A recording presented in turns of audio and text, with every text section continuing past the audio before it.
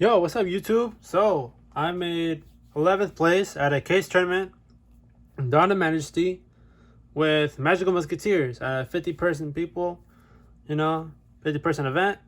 Uh, Caspar and friends really just did the work. I went X2 after 6 rounds of Swiss. Magical Musketeers, honestly, this has a really good meta matchup depending on what meta deck you're going against, but other than that, my matchups, round one, I went against the solid deck.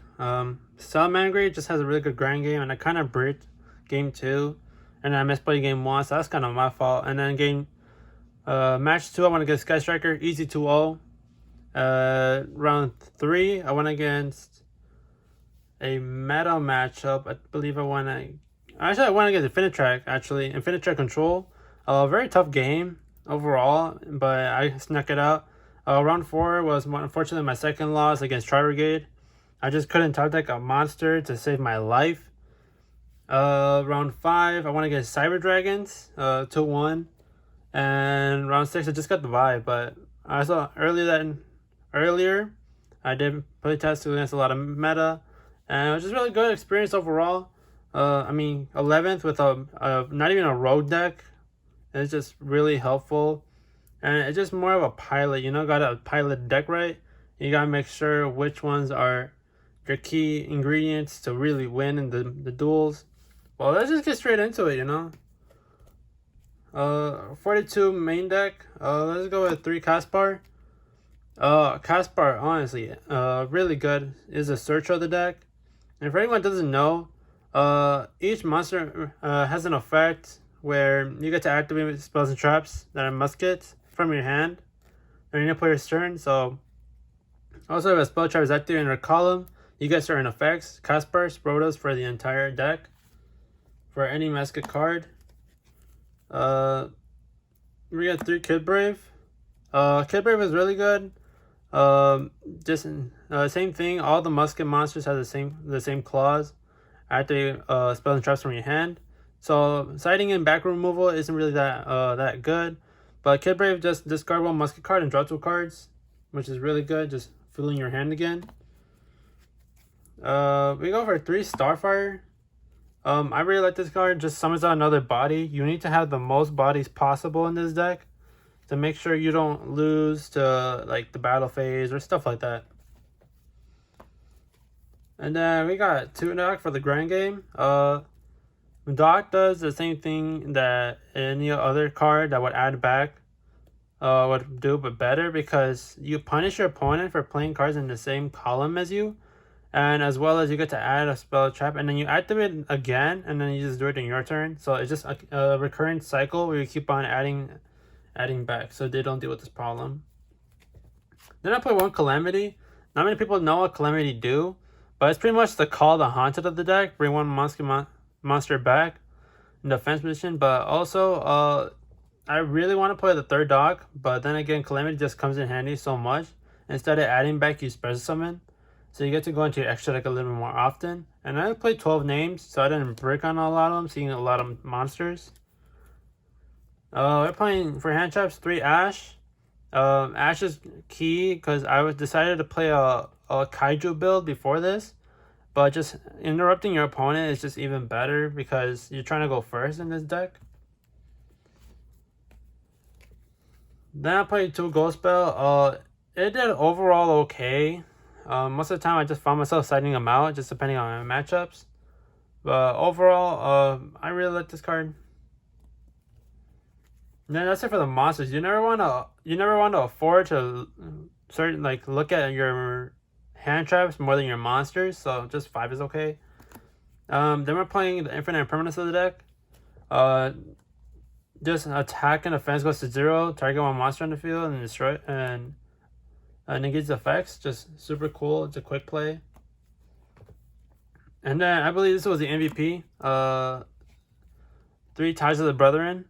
Pay 2,000, then target 1 level 4 or lower you control. Someone with the same attribute, type, and level from the deck. And then you just kind of conduct your battle phase that turn, but other than that, you're pretty good. And you're trying to go first. So this plus Caspar is a search plus 2 bodies on the board, which is super amazing. And then we're playing 2 Super Poly. I believe that this is a really good card. Just I didn't want to lose to Dragoon. But I didn't see Dragoon all day. Also, it just beats the Mechaba and window boards. So I've kind of found myself it's just a really good card overall, depending on the matchup. So Super Poly is good. Now I'm playing 2 Desires. I would play this Prosperity if I had Prosperity, but we broke in this bitch. So Desires is really good. So yeah, just if you go Caspar and then they ash your Desires and then you gotta go search for Caspar and then they valor you, that's 2 interruptions and they still have to deal with the Caspar next turn. So I think that's just really good. They went Night 2 in that instance. And now I'm playing for my one-os, the one Callback Grave, self-explanatory. You lose a lot to hand traps, so Callback Grave is just really nice.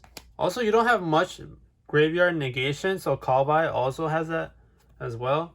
1 Monster Reborn, because the bodies are very important in this deck. 1 Instant Fusion, because I do play targets that actually help me more. This card just gives me props. Like, this card is amazing in this deck. 1 Upstart Goblin. I know the life points may be different because of the whole time rules, but drawing Upstart under any musket is just insane. If you go Caspar and Upstart, you draw and you search, just really good. Then I'm playing for another hand trap, just 3 and Infinite Permanence. Imperm is just Imperm. Also, the second effect, you use that effect more often in this deck because you're trying to go first. So if you negate the column, like you have 3 monsters, you have Doc, Kid Brave, and Caspar, and you set this in the far right. If they go in monster effect and then you have to do a spell trap to make sure they don't trigger your columns, then you go Imperm, you can negate the spell and the monster, so it's even better in this deck. Didn't come up as much, but that's my thinking. And then I'm playing the best trap card of the deck, which is the Last Stand. This has saved me so much against Salamander Rage, against Dragon Maid Tidy, against Try to Get Revolt. This just is insane. A Judgment from the hand for free. Yes, please. And then we're playing 3 Desperado. Again, I really like this card. Just target a face-up card in the field and destroy it. Also, if you want to play like this is your out to Imperial Order. That's why I didn't want to play that many normal spells, considering that Imperial Order was in the format, as well as anti-spell. So you can really realistically lock them under the Imperial Order since you already have the out as soon as you really want it. And it's a very searchable out, so anti-spell and Imperial Order aren't your worst enemies, to be honest. And then I'm playing the 1 Phoenix Deal. This protects you against Dogmatic of Punishment, so they cannot be destroyed by card effects. And this card in your possession set to the graveyard. By opponent's card effect, you can add a Magical Musketeer card from your deck or graveyard back to your hand. And it's just super key because it's continuous, so you don't trigger it. But also a key interaction with Chaos Dragon Living Year against the Dragon League matchup that I went against on Saturday is that if you have a musket on the board and then you have Phoenix Deal, if you chain Phoenix Deal to the effect of pop, they have to pop this because your monster cannot be destroyed, and they'll mandatory search you, to be honest, because they already triggered the effect. And then the 1 Dancing Needle, you never need to play more than 1. But overall, I just really like this card. It's a DD Crow on crack because it's targeted to 3 cards in the graveyard and banish them. So it's just not monsters. You can banish your own. When it gets like invoked and something like that, you can banish your own monsters to prevent them from having a light to get to Mechaba, which is really good. And that's it for the main deck, really. 42 cards. And then just for the extra deck, we're playing 3 Max. Max is insane. I never really used my extra deck the way I was supposed to, but Max just came in handy when my hand was really clogged, so like full of monsters or spells and traps. So I punished my opponent for establishing a board. So you don't go as max as often because you're trying to protect your own board. So sometimes it's better to not to overextend. But for anyone that wants to know what max does, based on the amount of monsters your opponent has, you get to add spells and traps. And based on the amount of spells and traps your opponent controls, you get to add special summon monsters to your side of the field. So that's just insane. If they have like Imperial Order and Anti-Spell, you do a Link Away from max, you summon out 2 bodies, which is just insane. And it's a Link 1. So then we have 1 Link Reroll for the instant fusion targets. We have an access code, a Phoenix, and a Cerberus. I was thinking about playing Unicorn, but there was never to an extent where I really needed it. But I think Cerberus came in handy, just beating over a big monster that I can't get over. So also really nice. Phoenix came in clutch, just popping other back row that might be annoying. And access code never made them, but I feel like it's always a solid option to have. This could also be Boral Sword as well. And then for my ranks, I played the Utopia package, which is Utopia and Utopia the Lightning. Overall, I never went into this, but because I never saw Dragoon, but I wanted to have an out in the extra deck for Dragoon, just so I can make sure I have a viable option. So you make Utopia with Starfire and Calamity, then you rank over the Lightning, uses effects on attack decoration, and then you just beat over the Dragoon because it's 5k. And then I have the One God Cowboy. I really like the fact that you can pump this out, and it's like so funny sometimes. And then the whole time rules and stuff like that, I feel like this is very necessary in your deck if you're going second or first.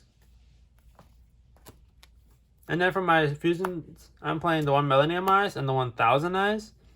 Thousand Eyes is going second. So if you only have like an Appaloosa, and then you have a monster, you destroy it, and then you go Thousand Eyes, steal the monster that they're trying to make with Revolt after you already get their effects. So that way they don't get an effect, and then you get this for free.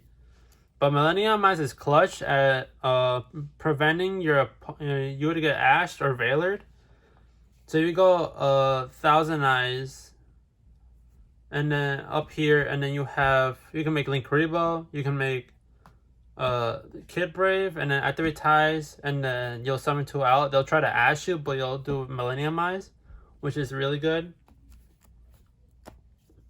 And then for the super targets, 1 Predator Plant, 1 Starting Venom, and 1 Mud Dragon. I went into Mud Dragon more. Also, this also is an instant fusion target.